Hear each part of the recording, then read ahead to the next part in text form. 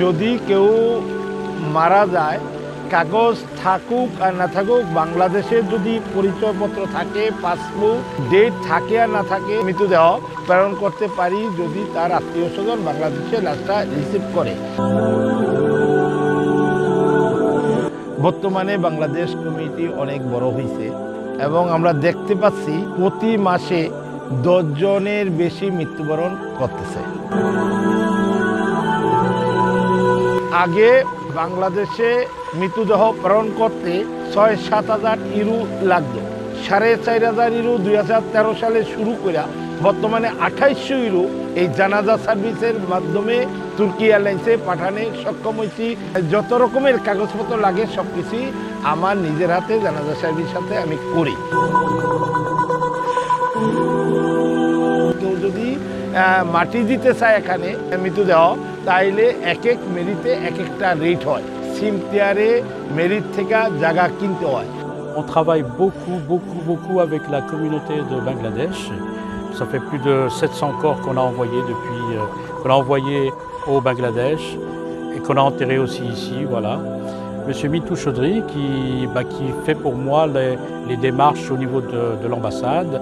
করোনাকালীন সময় মৃতদেহ বাংলাদেশেও প্রেরণ করেছি একই রেটে। খরচ তুলনাভাবে বাংলাদেশে লাশ পাঠাইলে খরচ কম হয়। পয়সা প্রথম নেয় না, দাফন কাফন করার পরে পয়সা নেয় এবং বাংলাদেশে প্রেরণ করার পরেই পয়সা নেয়। গ্যারান্টি হিসাবে আসি ও আর পয়সার কোনো সমস্যা হয় না। তারপরে ফ্যামিলি পয়সা দেও, কমিউনিটি থেকে পয়সা উঠিয়ে দেয়, কোম্পানির হাতে বিলম অথবা ক্যাশ টাকা ওর হাতে দেয়, আমি প্রেজেন্ট থাকি গ্যারান্টি হিসাবে। যদি বাসায় মারা যায় তাইলে একটা হিসাব অন্য রকমের আছে এবং যদি রাস্তাঘাটে মারা যায় পুলিশ ইনস্পেকশন হয় 1 সপ্তাহ 10 দিন এর বেশি লাগে না। আর যদি হসপিটালে নর্মালি মারা যায় তাহলে আমি ঊর্ধ্বে 2 দিন ঊর্ধ্বে 3 দিনের মধ্যে লাশগুলা পাঠানোর ব্যবস্থা করি। দুঃখের বিষয় বর্তমানে অনেক বাংলাদেশি অল্প বয়সে মারা যাচ্ছে এই টেনশানে। হয়তো টেনশানগুলো পারিবারিক হতে পারে, ইউরোপ খুব কষ্ট আমরা জানি।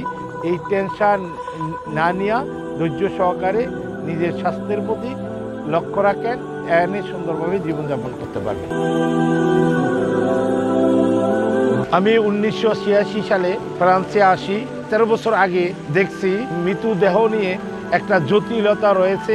আমি 2013 সাল থেকে এই কাজের সাথে জড়িত হচ্ছি এবং প্রতিজ্ঞা করছি যে সুন্দরভাবে যেমন লাশটা বাংলাদেশে প্রেরণ করতে পারি এবং এখানে মাটি দিতে পারি।